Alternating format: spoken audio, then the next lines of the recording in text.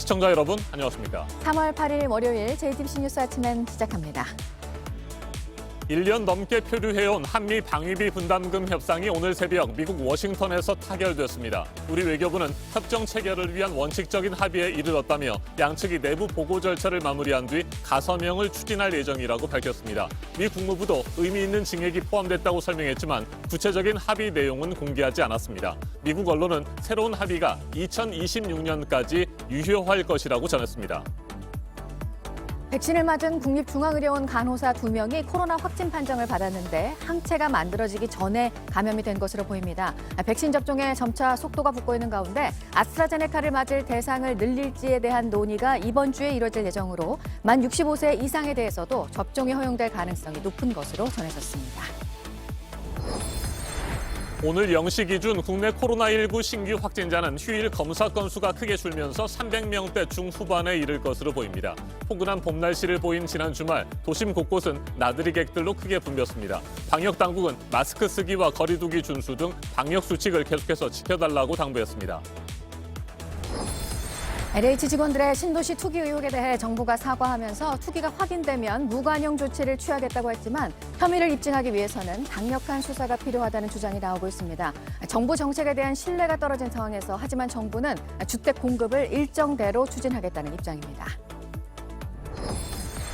아웅산 수지 미얀마 국가고문 측 인사가 군부에 끌려간 지 하루 만에 숨졌습니다. 현지 언론은 해당 인사가 지난 6일 밤 끌려간 뒤 고문으로 사망했다고 보도했습니다. 미얀마 중부의 한 마을에서는 주민들을 잡아가려는 군경이 항의하다가 23살 남성이 총에 맞아 숨지고 7명이 다쳤습니다. 미국 경찰이 절도범으로 의심되는 흑인 여성을 체포하는 과정에서 3살 아이가 지켜보는 가운데 최루의 군사기를 뿌려서 또다시 공권력 남용 논란이 일고 있습니다. 해당 영상을 공개한 경찰책임위원회는 조직 문화에 근본적인 변화가 필요하다고 언급했습니다.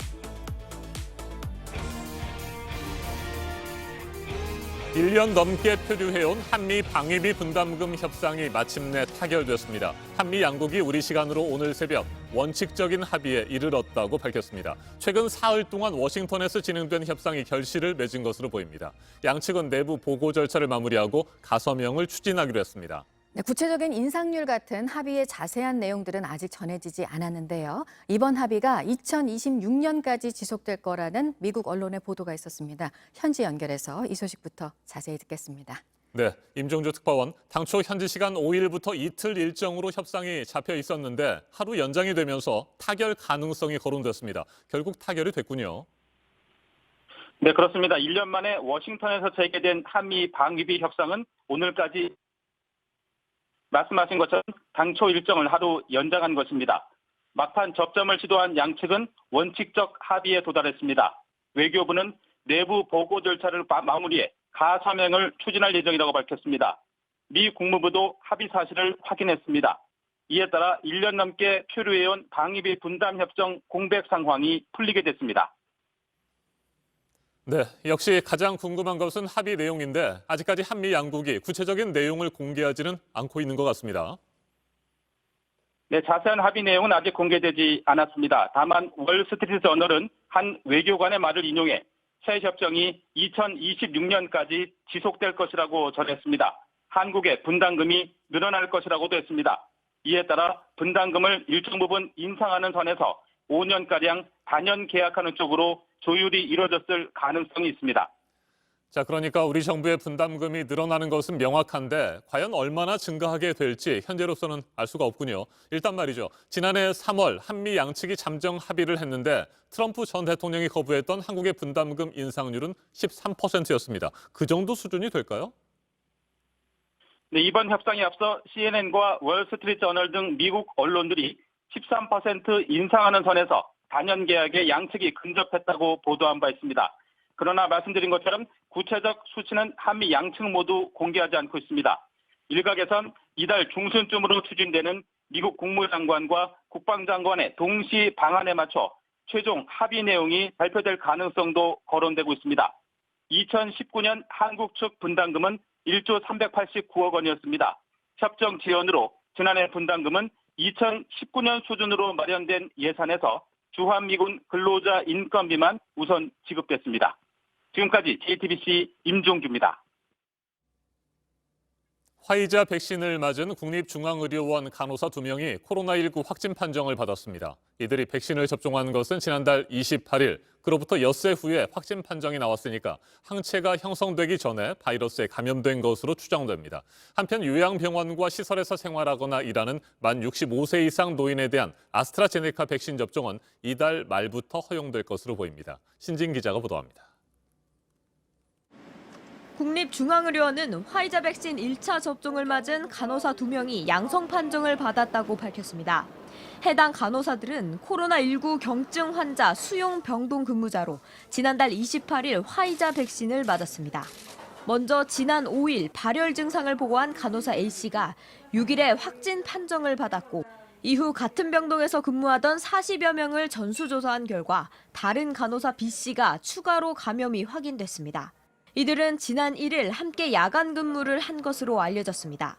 국립의료원 측은 백신과의 연관성은 없다고 밝혔습니다.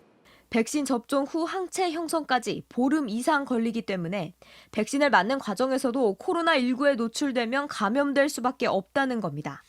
한편 백신 접종 9일째인 지난 6일까지 1차 접종을 마친 사람은 총 31만 4천여 명으로 대상자의 41%가 접종을 마친 것으로 집계됐습니다.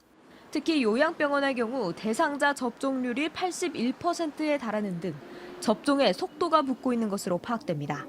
요양병원의 만 65세 이상 노인에 대한 접종이 보류된 아스트라제네카도 이달 말부터는 접종이 허용될 가능성이 높은 것으로 알려졌습니다. 이번 주에 열리는 예방접종 전문위원회에서 아스트라제네카 백신 접종 대상 확대 여부를 논의할 것으로 전해졌습니다.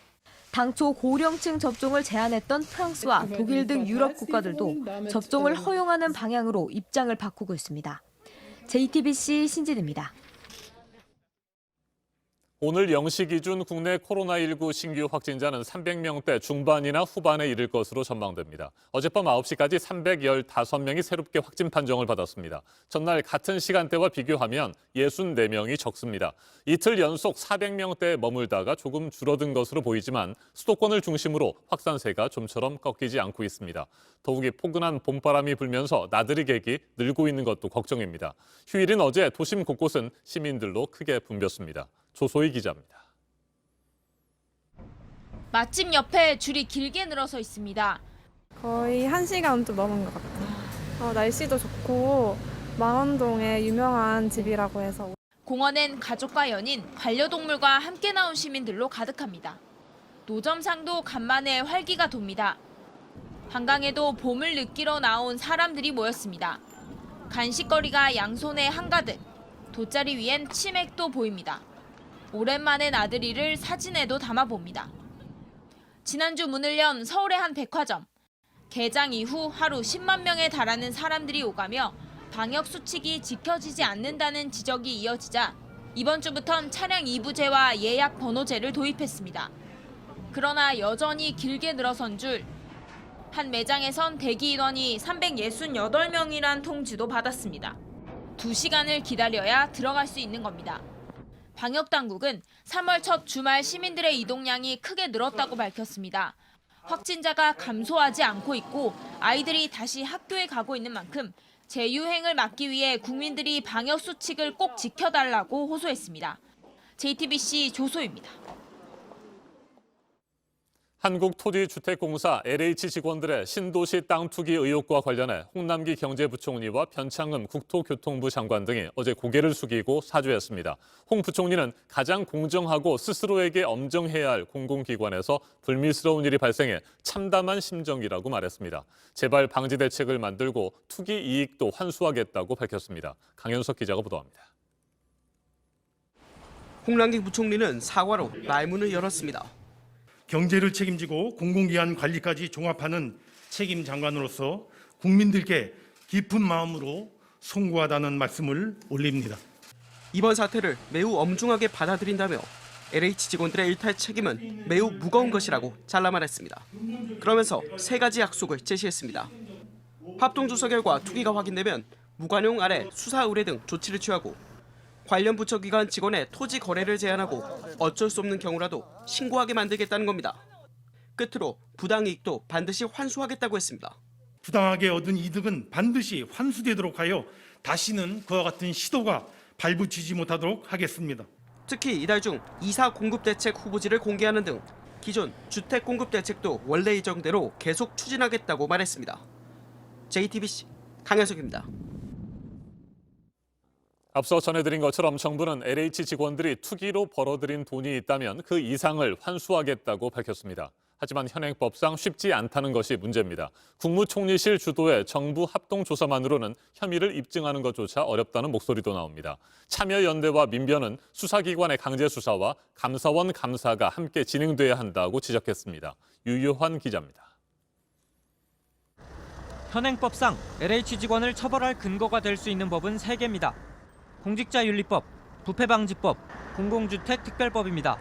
업무상 알게 된 비밀로 사적인 이익을 취했으면 징역이나 벌금이 가능합니다.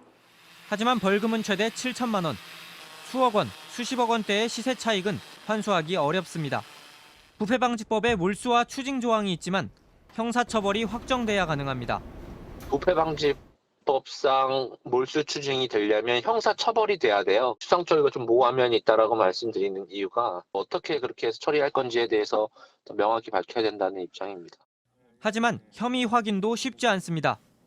업무상 알게 된 비밀로 이익을 취한 점이 확인돼야 하는데 현재 혐의를 받는 LH 직원 대부분은 부동산 시장에서 소문을 들었을 뿐이라고 주장하고 있습니다. 또 이들은 신도시 후보지 지정과 관련한 부서도 아니라고 말하고 있습니다. 그래서 혐의를 입증하려면 강력한 수사가 필요하다는 주장이 나옵니다. 참여연대와 민변은 어제 공동으로 정부 합동조사단 조사와 별개로 수사기관의 강제수사나 감사원 감사 등이 병행돼야 한다는 입장을 밝혔습니다. JTBC 유요한입니다. LH 직원들의 땅 투기 의혹이 불거지면서 문재인 정부 부동산 정책에 대한 신뢰도는 다시 한번 큰 타격을 입었습니다. 광명과 시흥 신도시 개발이 계획대로 진행될 수 있겠느냐는 우려까지 제기됩니다. 하지만 정부는 기존 부동산 대책을 일정대로 추진하고 이달 안에 이사 대책 후보지 등도 공개하겠다고 밝혔습니다. 정원석 기자입니다. 정부는 이사 공급 대책을 차질 없이 그대로 추진하겠다고 밝혔습니다. 부동산 정책에 대한 신뢰가 훼손되는 일이 없도록 정부는 한치의 흔들림 없이 일관되게 나아가겠습니다. 이달 중으로 이사 공급 대책의 후보지를 공개하겠다고 했습니다. 다음 달엔 예정대로 광명, 시흥에 이은 수도권의 2차 신규 공공택지를 발표하겠다고 했습니다. 혹시나 이번 일로 정부의 부동산 대책이 힘을 잃을까 우려하는 모습도 보였습니다. 그간 모든 정책 역량을 쏟아부으며 진력해온 정부의 정책 의지와 진정성이 훼손될까 안타깝고 두렵습니다. 하지만 잃어버린 신뢰는 만회하기 쉽지 않다는 지적도 나옵니다. 정부는 이사 대책 발표 당시 투기가 의심되면 사업 예정지를 취소하겠다고 말한 바 있습니다. 하지만 그렇다고 1,200만 제곱미터가 넘는 신규 택지를 취소할 수도 없어 난감할 뿐입니다. JTBC 정원석입니다. 네, 이렇게 땅 투기 의혹을 받는 건 LH 직원들뿐만이 아닙니다. 철도 담당 부서에서 일했던 한 시청 소속 공무원이 땅을 샀는데 이곳에 지하철역이 만들어질 가능성이 높다고 하고요. 신도시 개발 예정지에 자녀 명의로 땅을 산 시의원도 있습니다. 정영환 기자입니다. 경기도 포천시에 있는 대형마트입니다. 포천시청 소속 공무원 A씨와 그의 아내는 지난해 9월 지인으로부터 이곳을 샀습니다. 부지는 2,600여 제곱미터입니다. 비용은 40억 원. A씨는 대부분을 시중은행 담보대출과 신용대출로 메꿨습니다. 지금 제가 서 있는 곳 바로 뒤 부지는 공무원 A씨가 지난해 9월 매입한 부동산입니다. 보시다시피 대형 유통마트가 입점해 있는데요. 이곳으로부터 길 건너 대각선 방향에는 역사가 들어올 가능성이 높은 것으로 알려져 있습니다. 그런데 A씨가 2018년 말부터 1년간 도시철도 연장사업 담당 부서에서 근무한 것으로 확인됐습니다. 한 시민단체는 그제 A씨를 공공주택특별법과 부패방지법 등 위반 혐의로 국가수사본부에 고발했습니다. A씨가 공무원으로서 직무상 알게 된 정보를 이용해 사익을 추구했다는 이유에서입니다. 포천시에 지하철이 연장 사업이 들어선다면 어느 쪽에 그게 들어설지에 대해서 미리 다른 사람보다 예측이 가능했었고요. 철도가 유치가 되면 주위의 상권과 주택이 어떻게 밀집이 되고 이런 것에 대해서 계획을 하기 때문에 A씨는 공무와는 무관하다는 입장입니다. 퇴직 후 해당 부지에 있는 대형마트를 운영할 목적으로 땅을 샀다는 주장입니다. 또 7호선의 노선 변경도 본인이 관련 업무에서 손을 뗀 뒤 이뤄졌다고 말했습니다. 포천시는 논란이 일자 A씨에 대한 감사에 착수했습니다. 시민단체는 경기도 시흥시의 한 시의원과 그의 딸도 경찰에 고발했습니다. 여당 소속으로 시흥시의회 도시환경위원장을 맡은 이 의원은 신도시 개발 예정지에 딸 명의로 땅을 사고 그 위에 건물을 지었습니다. 개발 정보를 알고 알박기를 한 것 아니냐는 의심을 받고 있습니다. JTBC 정용환입니다. 후보자 등록 마감일이 이제 열흘 남짓 남은 서울시장 보궐선거 소식입니다. 1차 단일화를 마친 여권의 박영선 후보는 다음 후보와는 좀 이견이 있는 그런 상황이고요. 야권에서는 오세훈, 안철수 후보가 이번 주에 만납니다. 박민규 기자입니다. 아가들이 많네. 박영선 더불어민주당 후보는 당 소속 의원들과 함께 성동구 서울숲을 찾았습니다.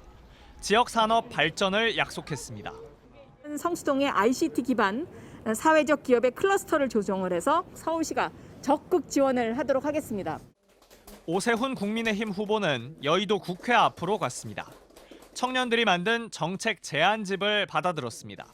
청년 세대의 마음을 담아서 그 가슴으로 써주신 가슴이 막 뜁니다. 지금.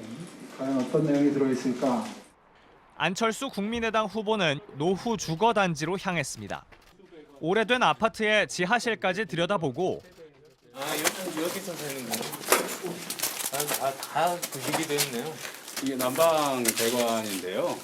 재건축이 빨리 돼야 한다고 주장했습니다. 후보자 등록을 열흘 남짓 앞둔 시점, 막판 변수인 단일화는 여야 모두 순탄치 않습니다. 여권에선 박영선 후보가 시대전환 조정훈 후보를 누르면서 1차 단일화를 마쳤는데 다음 상대인 열린민주당 김진애 후보와 토론 횟수 등을 놓고 이견이 여전합니다. 야권에선 단일 후보가 국민의힘이 써온 기호 2번을 달지를 두고 신경전이 치열합니다.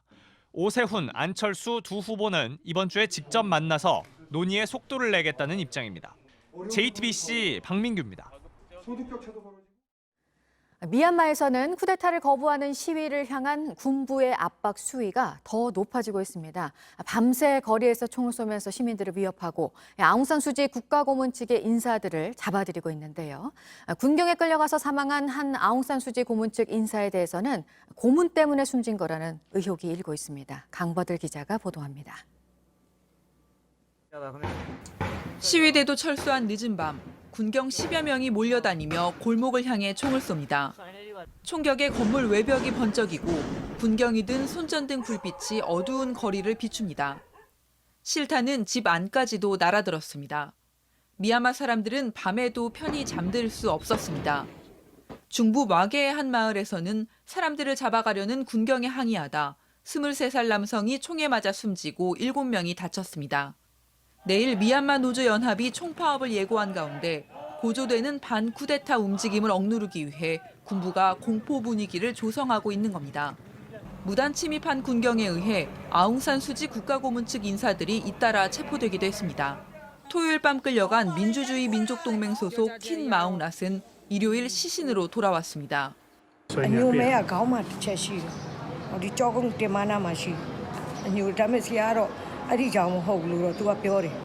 군부는 심장 문제로 사망했다고 밝혔지만 고문을 당했다는 의혹이 강하게 제기되고 있습니다. 시민들을 향한 군부의 무차별적 폭력이 이어지는 가운데 유엔이 보호 책임을 발동해 반인도적인 범죄를 저지르는 미얀마 군부에 직접적 조치를 취해야 한다는 요구가 거세지고 있습니다. JTBC 강버들입니다. 미국 경찰의 공권력 남용 논란을 또다시 만든 일이 있었습니다. 피의자로 의심되는 엄마에게 3살 아이가 보는 앞에서 최루액을 사용했습니다. 박지훈 기자입니다. 백인 남성 경찰 2명이 흑인 여성을 바닥에 넘어뜨리며 제압합니다. 여성은 몸이 뒤틀린 상황에서도 어린아이의 손을 놓지 않자 경찰관 1명이 여성의 손을 내리치며 떼놓습니다. 지난달 22일 미국 뉴욕주 로체스터시 경찰관들이 절도 신고를 받은 뒤 출동했습니다.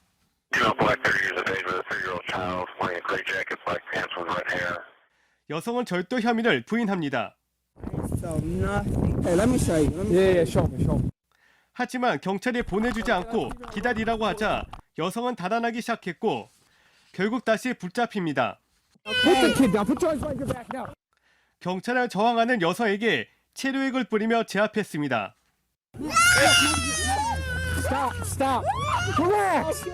로체스터 경찰은 체포 과정에서 아이는 다치지 않았다면서 이 여성에게 무단 침입 혐의를 적용해 소환장을 발부했다고 설명했습니다. 또 해당 경찰관을 대민 업무에서 배제하고 내근직으로 발령하기로 했습니다. 로체스터 경찰은 지난 1월에도 지시에 불응했다는 이유로 9살 소녀에게 체류액을 뿌리고 수갑을 채워서 논란이 됐습니다. 지난해 3월에는 흑인 남성을 체포하는 과정에서 복면에 쓰여온 뒤 바닥에 놀려서 사망케 하는 사건도 있었습니다. 지난 1일 문제의 영상을 공개한 로체스터 경찰체계위원회는 조직 문화에 근본적인 변화가 필요하다며 제도 개선의 필요성을 언급했습니다. JTBC 박지윤입니다. 이번에는 오늘 아침 체크해봐야 할 뉴스들을 분야별로 살펴보겠습니다. 먼저 정치 분야입니다. 당정청이 어제 저녁 서울 삼청동 총리공관에서 비공개 협의회를 열고 LH 직원들의 신도시 땅 투기 의혹에 대해 논의했습니다. 강제 수사를 통해 차명 소유까지 밝혀야 한다는데 공감대를 형성한 것으로 알려졌습니다. 이번 주에 나오는 정부 합동조사단의 1차 조사 결과와 관계없이 경찰청 국가수사본부에서 수사를 진행할 것으로 보입니다. 일부 지방자치단체장들이 코로나19 백신에 대한 불안감을 잠재우기 위해서 먼저 본인들부터 접종하겠다고 나섰지만 정부가 사실상 우선 접종 불가 방침을 밝혔습니다. 질병관리청은 백신 공급이 제한적인 상황에서 방역 현장에서 직접 업무를 수행하는 인력까지만 우선 접종 대상에 포함시켜야 한다고 밝혔습니다. 한미 군당국이 오늘부터 9일 동안 전반기 한미 연합군사훈련을 실시합니다. 코로나19 상황을 감안해 예년에 비해 작은 규모로 진행됩니다. 야외 기동훈련은 하지 않고 향후 전시작전통제권 전환 검증에 필요한 예행연습 일부만 실시합니다.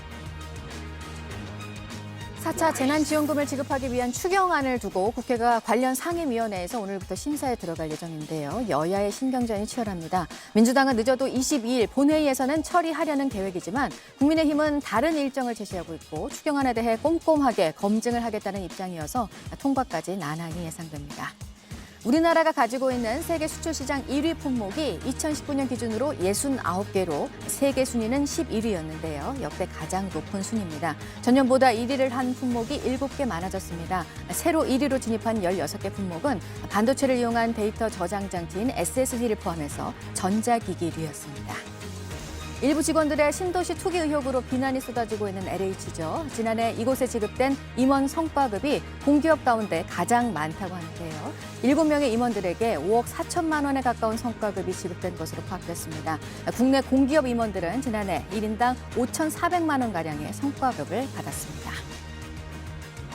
계속해서 사회 분야 뉴스입니다. 제주 어린이집 아동학대 사건을 수사하고 있는 경찰이 교사 3명을 추가로 입건했습니다. 아이들의 머리와 몸 등을 수시로 때린 혐의를 받고 있는데 지금까지 교사 5명이 입건됐습니다. 피해 아동도 기존 10명에서 13명으로 늘었습니다. 어제 저녁 8시쯤 세종시 금강변에 있는 수변공원 갈대밭에서 불이 났습니다. 지난달 21일과 이틀 전에도 인근 갈대밭에서 불이 났습니다. 소방당국은 방화 가능성에 무게를 두고 화재 원인을 조사하고 있습니다. 1980년대 대표적인 인권 침해 사례로 꼽히는 형제복지원 사건에 대한 대법원의 재심 결과가 오는 11일에 나옵니다. 불법 감금 혐의 등에 대해 복지원 원장이 무죄 선고를 받은 지 32년 만입니다. 이날 선고에서 대법원이 과거 판결에 문제가 있다고 판단하면 피해자들은 국가를 상대로 손해배상 소송을 청구할 수 있는 길이 열리게 됩니다. 그래미 어워즈 후보에 오른 방탄소년단이 오는 15일 열리는 시상식에서 공연을 할 예정인데요. 지난해에도 공연을 하긴 했지만 그때는 후보는 아니었고 후보로 공연을 이번에 처음 하게 됩니다. 가수 싸이가 오랜만에 글로벌 기록을 세웠는데 지난 2012년 공개했던 강남스타일 뮤직비디오가 유튜브 조회수 40억 건을 넘어섰습니다. 한국 가수로 처음입니다. 네, 오늘 세계 여성의 날입니다. 호주 국립해양박물관에서는 제주 해녀들을 주제로 한 사진전이 열리는데요. 시드니 한국문화원이 마련한 행사로 온라인으로도 보실 수 있습니다. 문재인 대통령이 오늘 권력기관 개혁과 관련한 업무 보고를 받습니다. 법무부와 행정안전부로부터로 차기 검찰총장 인선을 포함해서 검찰 조직을 재정비하는 방향에 대해서 논의가 될 것으로 보입니다. 오늘 대검찰청에서는 전국 고등검사장 회의가 열리는데요. 총장 공석에 따른 조직 안정 방안 그리고 여권이 추진하는 중대범죄수사청 설립에 대한 의견도 나누는 자리가 될 것으로 보입니다. 코로나 백신 접종 이후 발생한 사망 사례와 백신 접종과의 연관성에 대해서 조사 결과를 정부가 오늘 내놓습니다. 어제 첫 피해조사반 회의가 열렸고 방역당국은 앞으로도 피해조사단 회의를 매주 한 번 정기적으로 열 예정입니다. 분야별 뉴스들 체크해드렸습니다. 새로운 한 주를 시작하는 오늘 전국이 맑고 포근하겠습니다.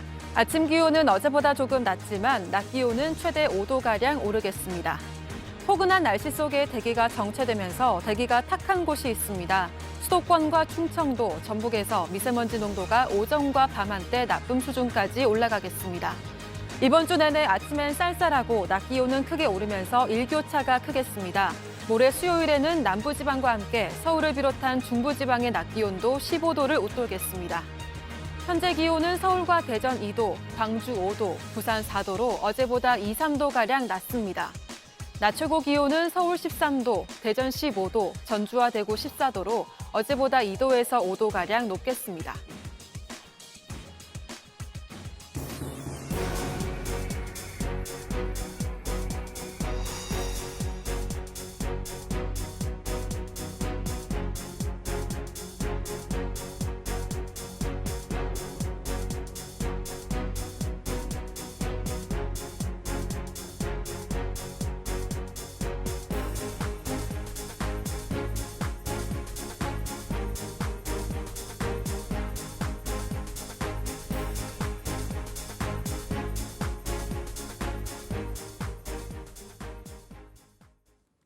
열 살 조카를 물고문에 숨지게 한 이모와 이모부가 살인죄로 재판에 넘겨졌습니다. 그런데 검찰 수사 결과 물고문 외에도 끔찍하고 엽기적인 학대가 있었던 것으로 드러났습니다. 게다가 이런 말도 안 되는 범죄를 저지른 이유가 조카에게 든 귀신을 내쫓기 위해서였던 것으로 조사됐습니다. 아이의 엄마 역시 말리기는커녕 귀신을 쫓는 데 쓰라며 나뭇가지를 전달해줬다고 합니다. 조보경 기자입니다. 조카를 학대한 이모는 검찰에 넘겨지는 순간에도 억울하다고 했습니다. 혐의를 부인하시는 건가요? 정말 잘못했다 생각은 하는데 잠시만요. 아이 숨질 거란 거 전혀 모르셨나요? 하지만 검찰은 아동학대와 살인죄 등을 적용해 부부를 재판에 넘겼습니다. 10살 A양이 사망한 건 지난 2월 8일. 수사 결과 이들은 전날 4시간 동안 A양을 때렸고 사망 당일에도 파리채 등으로 약 3시간을 폭행했습니다. 이후 손발을 묶은 뒤 머리를 욕조에 여러 차례 집어넣어 숨을 쉬지 못하게 했습니다. 부부는 조사에서 씻기려고 욕조에 담근 것일 뿐 살해할 의도는 없었다고 했습니다. 하지만 검찰은 조카의 몸 상태를 알면서도 물고문을 반복한 건 미필적 고의를 인정하기 충분하다고 했습니다. 부부는 지난해 말부터 학대 행위를 반복한 걸로 조사됐습니다. 대소변을 가리지 못하고 귀신 들린 것처럼 알아들을 수 없는 말을 한다는 이유 때문입니다. 검찰은 이모의 직업이 무속인이라고 밝혔습니다. A양은 이들에게 맞아 갈비뼈가 부러지기도 했습니다. 올해 1월에는 개똥을 먹게 하는 등 정서적으로 학대한 사실도 드러났습니다. 이들은 조카와 함께 친자녀도 키웠는데 경찰은 친자녀에 대한 학대 행위가 없었는지도 조사할 계획입니다. JTBC 조보경입니다. 쿠팡에서 새벽 배달을 담당하던 40대 남성이 어제 고시원에서 숨진 채 발견됐습니다. 경찰은 어제 오후 3시쯤 연락이 닿지 않는다는 부인의 신고를 받고 출동해 서울 송파구의 한 고시원에서 48살 이모 씨를 발견했습니다. 노조에 따르면 이 씨는 지방에 가족을 두고 서울에서 홀로 고시원 생활을 하며 매월 280여만 원을 받아왔습니다. 이 씨는 부인에게 심야 노동의 어려움을 수시로 호소한 것으로 전해졌습니다. 내장사 대웅전에 불을 지른 50대 승려 최모 씨가 구속됐습니다. 전주지법 정읍지원은 도망의 염려가 있다며 현주 건물 방화 혐의로 최 씨에 대한 구속영장을 발부했습니다. 최 씨는 지난 5일 전북 정읍시 내장사 대웅전에 불을 지른 뒤 직접 경찰에 신고했습니다. 최 씨는 당시 같이 지내는 스님들이 서운하게 해 우발적으로 불을 냈다고 진술했지만 내장사 측은 최 씨와 다른 스님들 간의 불화는 없었다고 말해 양측의 주장이 엇갈리고 있습니다. 몸집이 작은 돌고래인 멸종위기종 상괭이가 전남 여수 지역에서 잇따라 죽은 채 발견됐습니다. 해경 등에 따르면 어제 오전 여수시 돌산읍 해안가에서 길이 160cm, 무게 40kg가량의 상괭이 사체가 발견된 데 이어서 오후에도 금오도에서 죽은 상괭이 한 마리가 수습됐습니다. 올해 들어서만 8마리가 죽은 채 발견됐지만 정확한 원인은 밝혀지지 않고 있습니다.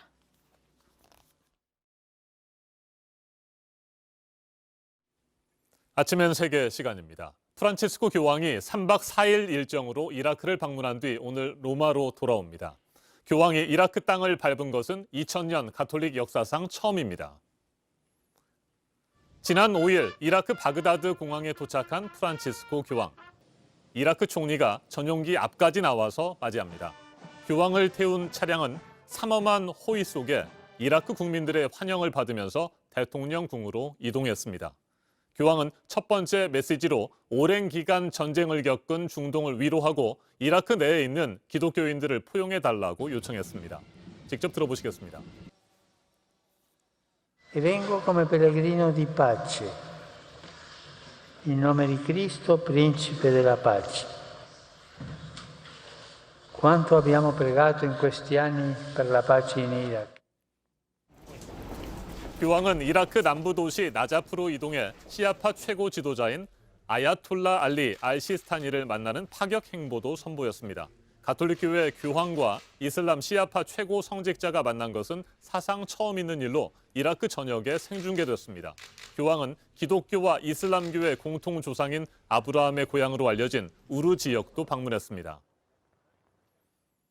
이후 다시 바그다드로 돌아온 교황은 성 요셉 대성당에서 미사를 집전했습니다. 지난 2010년 발생한 테러로 가톨릭 신자를 포함해 58명이 목숨을 잃었던 구원의 성모 대성당도 찾았습니다. 미사에 참여한 이라크 가톨릭 신자들은 기쁨의 눈물을 흘렸습니다. 가톨릭 신자의 말도 들어보시겠습니다.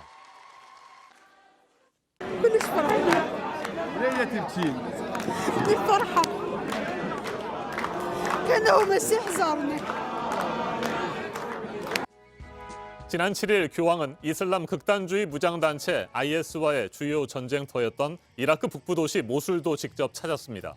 경호원 측은 이 지역에서 여전히 IS의 흔적이 발견되고 있다며 경계 태세를 최고조로 높이기도 했습니다. 교황은 모술 인근에 위치한 아르빌과 이라크에서 가장 오래된 기독교 마을 카라코시도 방문해서 미사를 집전했습니다.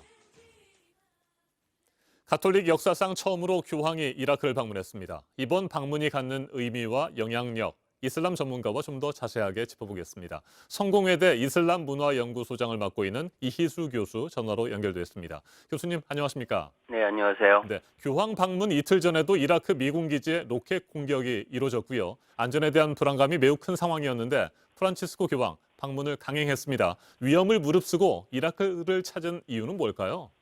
이라크는 아시다시피 2003년 전쟁 발발 이후 18년째 폭력과 테러에 시달리고 있지 않습니까? 특히 IS 테러 조직이 저지른 잔혹한 기독교 박해가 가해졌던 곳입니다.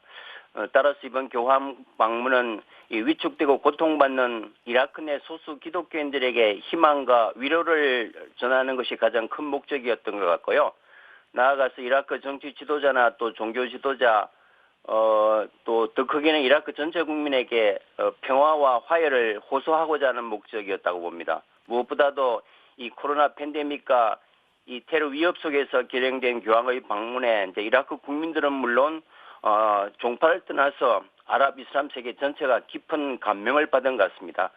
어떤 아랍 지도자들도 해내지 못했던 일을 노령의 교황께서 손수 실천하셨다, 이런 찬사가 현재 아랍권 언론에서 쏟아져 나오고 있습니다. 네, 교황은 3박 4일 동안 이라크 안에서 1,400km를 이동했습니다. 시아파 최고 성직자를 만나는 등 파격 행보도 선보였고요. 프란치스코 교황의 역사적인 이라크 방문 어떻게 평가하세요? 처음 있는 일이고요.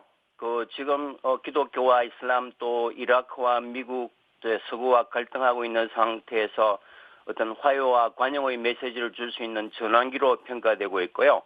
바그다드에서는 대통령과 총리를 만나서 이라크 안정과 평화를 기원했고 또 이슬람 시아파 나자프에 가서 말씀드린 대로 시아파 최고 지도자인 아야툴라 시스타니 자택을 직접 방문하는 파격 행보가 굉장히 인상적이었습니다. 이 면담에서 역시 이라크 내 기독교인들의 안전과 보호를 당부했습니다. 이것보다 더 확실한 건 없거든요. 네. 또 남쪽의 우르가 바로 아브라함의 고향으로 유대교, 기독교, 이슬람의 공통조상에서 우리가 초심으로 돌아가서 정오와 극단주의 또 폭력과 중지를 호소하면서 다른 종교를 가진 이웃을 타자로 인식하는 한 이라크에서 진정한 평화를 기대하기는 어렵다. 이게 모든 이슬람인들에게 깊은 공명을 주었던 것 같습니다. 네, 외교적인 영향력도 상당할 것 같습니다. 특히 미국 바이든 행정부의 중동 정책이 시작부터 꼬이고 있는 상황 아니겠습니까? 교황의 이라크 방문, 중동 평화를 위한 중요한 계기가 될 수도 있을 것 같은데 어떻게 생각하세요? 교황께서 정치나 외교관이 아니기 때문에 어떤 결정적 계기는 되기 어렵지만 적어도 종파와 부족, 정파 지역으로 지금 편가르기 하려고 다름을 정복해서 전쟁과 테러가 그치지 않는 중동에서 이 교황의 행보는 인류에게 던지는 메시지는 갈등보다는 화해, 또 파국보다는 대화의 국면을 이끌어내는 데는 굉장히 긍정적인 분위기를 조성해 줄 수 있을 것 같고 특히 이제 중동과 이제 유럽이나 서구와의 관계 개선에 어떤 전환기적 기폭제가 되리라고 기대합니다. 알겠습니다. 말씀 잘 들었습니다. 이희수 성공회대 이슬람문화연구소장이었습니다. 프란치스코 교황은 마지막으로 집전한 아르빌 지역 미사에서 이제 로마로 돌아갈 시간이 다가오지만 이라크는 내 마음속에 항상 남아있을 것이라며 작별 인사를 건넸습니다. 프란치스코 교황은 오늘 이라크를 떠납니다. 평화가 전쟁보다 희망이 증오보다 더 강하다는 교황의 메시지는 영원히 이라크에 남을 것으로 보입니다. 지금까지 아침엔 세계였습니다.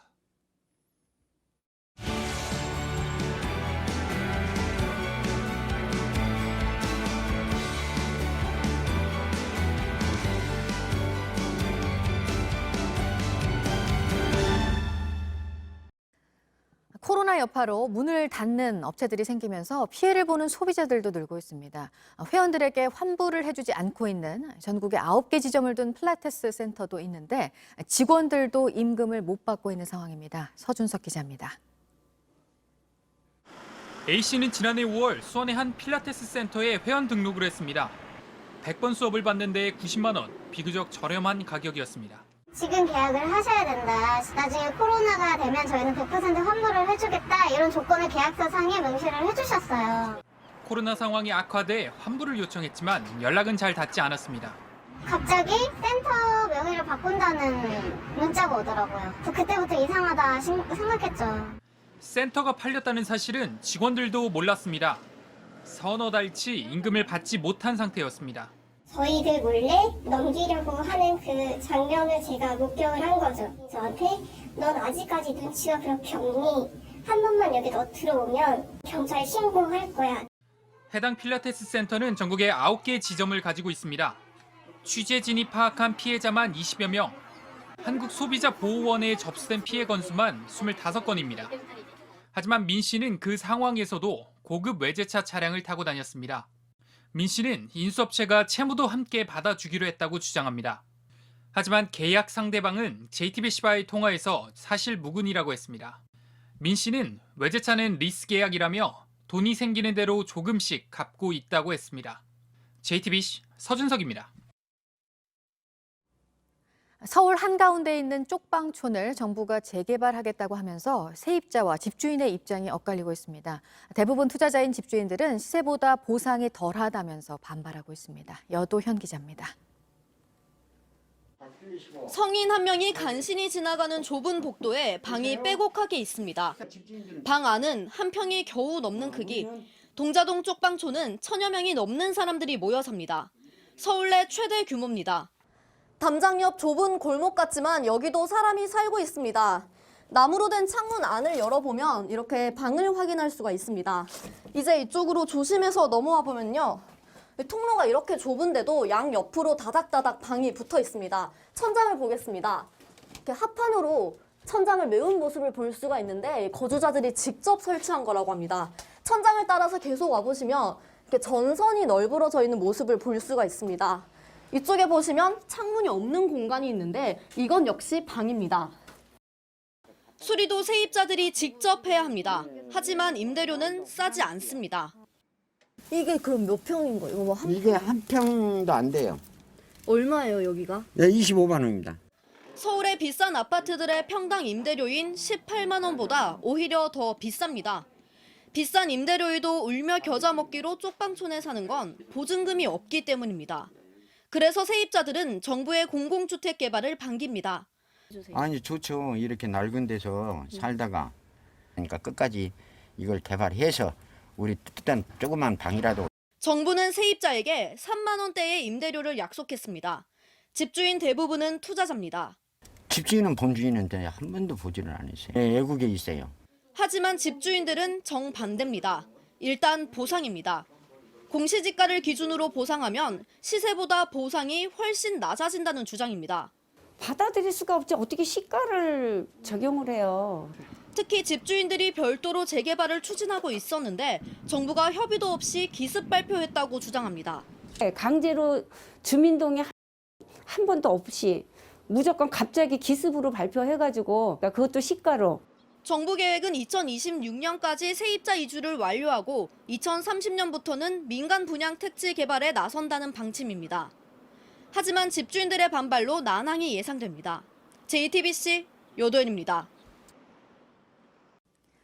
위안부 역사를 왜곡한 램지어 교수를 규탄하는 집회가 미국 전역에서 열리고 있는데요. 해당 논문을 철회하고 학교 측이 램지어 교수를 파면할 것을 촉구하는 집회가 하버드대 앞에서도 열렸습니다. 임종주 특파원이 전합니다. 규탄 집회는 아리랑으로 시작됐습니다.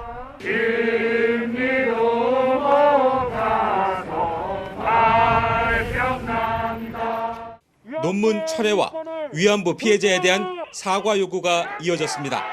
당장 거짓 논문을 철회하라! 철회하라! 철회하라! 철회하라! 대학 당국엔 교수가 연구의 진실성을 저버린 데 대한 책임 있는 조치를 촉구했습니다. 램지어를 사면하라! 사면하라! 사면하라! 사면하라! 하버드대에선 처음 열린 항의 집회는 평화적으로 진행됐고 교민들은 램지어 교수의 주장이 부당하다는 것을 이곳 미국 사회에 호소했습니다. 한인 단체들이 마련한 집회에는 뜻 있는 미국인도 여러 명 동참했습니다. And Ramsier's fabricated article tarnishes the prestigious Harvard University's worldwide image. And we expect Harvard University will force him to either retract that article and or correct it so that it is factually correct. 동부 뉴저지에서 시작된 규탄 집회는 남부 애틀랜타와 서부 샌프란시스코를 거쳐 미국 전역으로 확산하고 있습니다. 교민들은 규탄 성명을 학교와 국제학술지에도 보냈습니다. 학술지 편집지는 3월호 출간을 미루고 램지어 교수의 답변을 기다리고 있습니다. 하버드대 측은 학문의 자유라며 램지어 교수를 두둔했다가 비판을 자초한 이후 어떤 추가 입장도 내놓지 않고 있습니다. 램지어 교수 지키기에 들어간 일본 우익 세력들은 비판적 교수들에게 생명을 위협하는 내용의 항의 메일을 보내는 등 보복에도 나섰습니다. 하버드대에서 JTBC 임종주입니다. 한국토지주택공사 LH 직원들의 신도시 땅 투기 의혹이 온 국민의 공분을 사고 있습니다. 홍남기 경제부총리와 변창흠 국토교통부 장관은 어제 고개를 숙이고 사과했습니다. 홍 부총리는 무관용 원칙을 강조하면서 투기 의혹이 사실로 드러나면 부당 취득한 이익을 반드시 환수하겠다고 말했습니다. 한편 신도시 땅 투기 의혹을 처음 제기했던 민변과 참여연대는 수사기관의 강제 수사와 감사원 감사가 함께 진행돼야 한다고 지적했습니다. 민주사회를 위한 변호사 모임 민생경제위원회 서성민 변호사 자리 함께했습니다. 어서 오십시오. 예, 안녕하세요. 네, 우리 사회의 또다시 공정성에 대한 의문이 제기가 됐습니다. 문재인 정부의 부동산 정책 전반에 대한 신뢰도가 또 크게 떨어졌고요. 어제 경제부총리와 국토교통부 장관이 국민에게 사과를 했는데 국민들이 어떻게 받아들일까요? 일단 사과에만 그치는 것이 아니라 조금 늦었더라도 전수조사의 과정이나 그 결과를 통해서 명확히 해결하는 모습을 보여주는 것이 중요할 것 같습니다. 네, 변호사께서는 이번 신도시 땅 투기 의혹과 관련해서 처음으로 직접 제보를 받으셨다고 들었습니다. 구체적으로 어떤 내용들을 제보했던가요? 예, 지난 2월 24일 신도시 발표가 있었는데요. 그날 오후에 저에게 전화 연락이 와서 평소에 그 해당 부지에 LH 임직원들이 토지를 소유하고 있는 것으로 알고 있는데 신도시가 발표가 됐다. 이거 문제가 있는 거 아닌지 확인해달라는 취지로 연락이 오셨습니다. 네. 그렇다면 LH 내부인이라고 봐야 됩니까? 사실 그 익명 제보자에 대해서는 저희가 아는 바가 없습니다. 네. 그걸 밝히시기는 어려울 거고요. 그 이후에 이제 본격적으로 조사를 좀 하셨을 텐데 조사에 어려움은 없으셨습니까?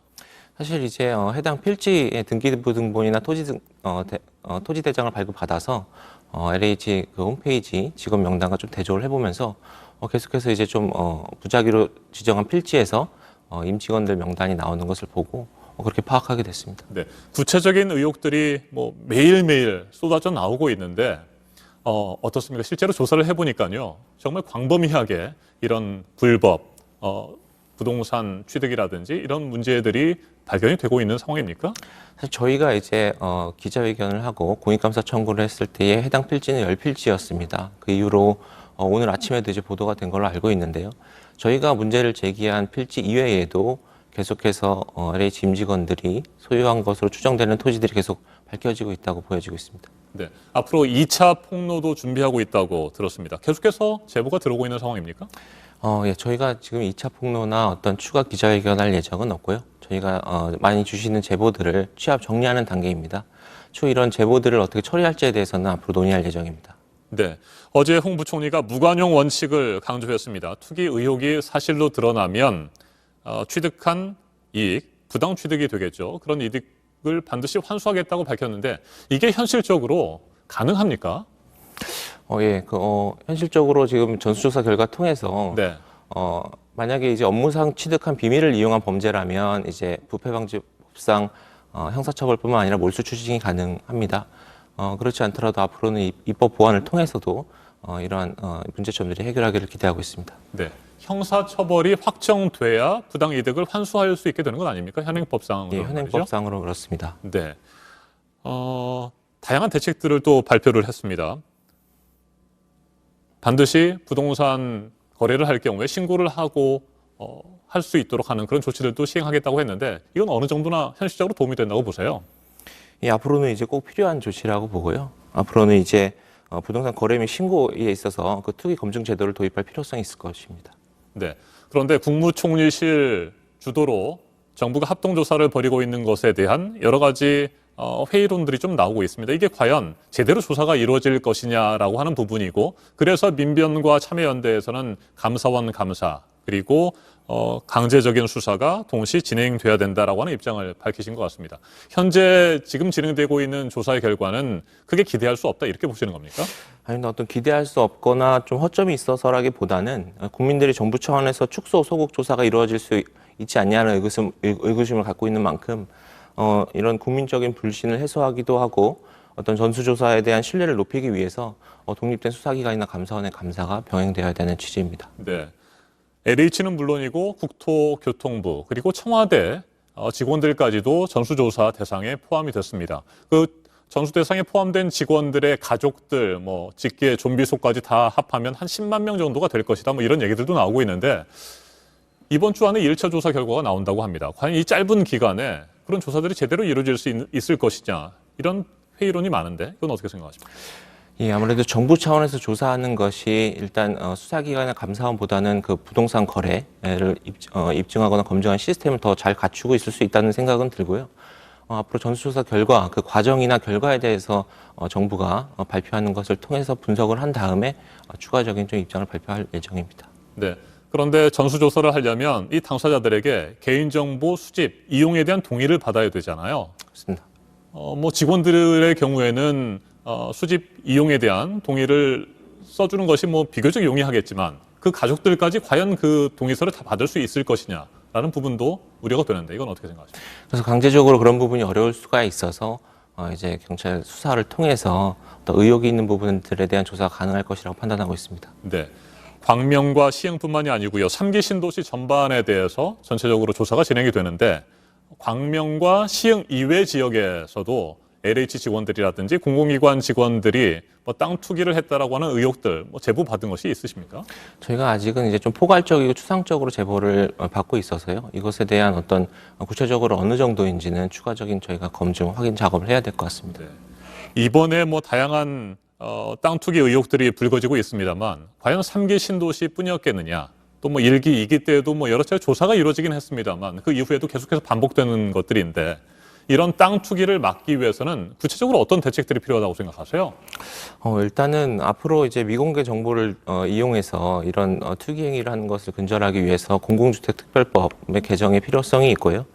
상시적으로 부동산 거래 신고 및 투기를 방지하기 위한 그 제도를 도입해야 됩니다. 그리고 각 기관의 부패 방지 기구를 설치를 해서 정기적으로 검증하는 작업도 있어야 될 것입니다. 네, 토지 말고도요. 뭐 다양한 부동산과 관련된 뭐 비리라든지 제보 이런 것들도 좀 있을 것 같은데 그런 제보들은 안 들어옵니까? 저희가 말씀드린 바와 같이 어떤 제보들은 추상적이고 포괄적으로 많이 들어오고 있는데요. 이것에 대해서 어느 정도가 사실이고 확인이 될 것인지에 대해서는 검증 절차를 시작하고 있지 않아서 추후 확인이 돼야 될 것 같습니다. 네, LH 직원들이 뭐 한 명이 그런 게 아니고 직원 여러 명이 쪼개서 땅을 구입한다거나 이런 방식들을 많이 썼잖아요. 네. 좀 더 구체적인 땅 투기 방법들에 대한 제보 받으신 것이 있으십니까? 어떤 투기 방법에 대한 제보라기보다는 지금 말씀하신 바와 같이 LH 직원들이 일단 신도시 발표 이전에 직원 공동으로 토지를 매입해서 분할하고 이후에 이제 나무도 심고 이런 과정들에 대한 어떤 제보들이 있습니다. 네. 조금 전에 저희가 전해드렸습니다. 어제 당정청 회의를 했고 경찰청의 국가수사본부에서 강제 수사에 나설 수도 있다라는 소식을 저희가 전해드렸습니다. 민변이라든지 참여연대에서 요구하는 것처럼 강제 수사가 조만간에 시작될 것으로 보이는데 검찰이 아니라 경찰청 국가수사본부 차원에서 수사가 진행되는 것에 대해서는 어떻게 생각하세요? 올해부터 실시되는 이제 검경 수사권 조정으로 해서 검찰이 직접 수사할 수 있는 6대 범죄 안에 지금 문제되고 있는 부패방지법이라든가 공공주택특별법이라든가 이런 것이 중요 범죄에 포함되지 않습니다. 그래서 아마 초기 수사 단계에서 검찰이 직접 수사하기는 좀 어려운 면도 있습니다. 네. 경찰이 검찰에 비해서 과거 뭐 부동산과 관련된 이런 수사를 한 경험들이 그렇게 많지 않거나 그래서 수사력이 떨어진다 뭐 이렇게 보고 계시는 겁니까? 어떻게? 경찰이 검찰에 비해서 뭐 수사력이 떨어진다거나 이렇게 보지는 않고요. 지금 일단은 수사권 조정 법령에 따라서 경찰이 착수해서 수사를 벌이는 게 맞다고 판단하고 있습니다. 알겠습니다. 앞으로도 관련해서 뭐 제보를 하고 싶은 분들이 있으실 텐데 있다고 한다면 어떤 식으로 제보를 하는 게 좋습니까? 어디에 연락을 해야 됩니까? 예, 저희 민변과 참여연대를 통해서 제보를 주시고 계신데요. 앞으로도 그렇게 해주시면 좋겠고요.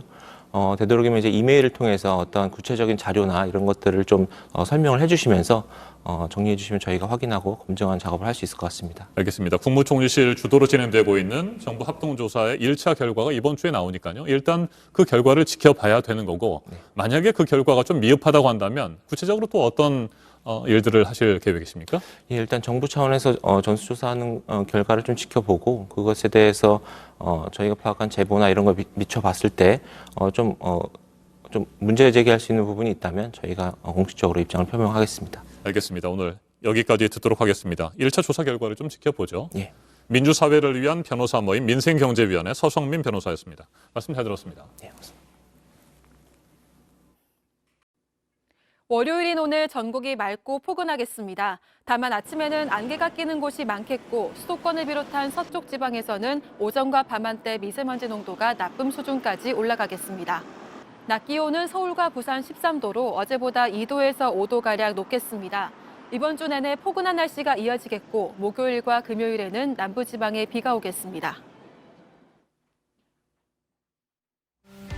아침엔 뉴스워치, 오늘 하루 관심을 가지고 지켜봐야 할, 기억해야 할 뉴스를 끝으로 정리해드립니다. 1년 넘게 표류해온 한미 방위비 분담금 협상이 오늘 새벽 미국 워싱턴에서 타결됐습니다. 우리 외교부는 협정 체결을 위한 원칙적인 합의에 이르렀다며 양측이 내부 보고 절차를 마무리한 뒤 가서명을 추진할 예정이라고 밝혔습니다. 미 국무부도 의미 있는 징액이 포함됐다고 설명했지만 구체적인 합의 내용은 공개하지 않았습니다. 미국 언론은 새로운 합의가 2026년까지 유효할 것이라고 전했습니다. 전반기 한미연합 군사훈련이 규모가 축소돼서 오늘부터 시작됐습니다. 야외 기동훈련을 하지 않고 시소를 분산 운용해서 두 나라 장벽이 한자리에 보이는 걸 최소화해서 진행됩니다. 오는 18일 종료됩니다. 백신을 맞은 국립중앙의료원 간호사 2명이 코로나19 확진 판정을 받았는데 항체가 만들어지기 전에 감염된 것으로 보입니다.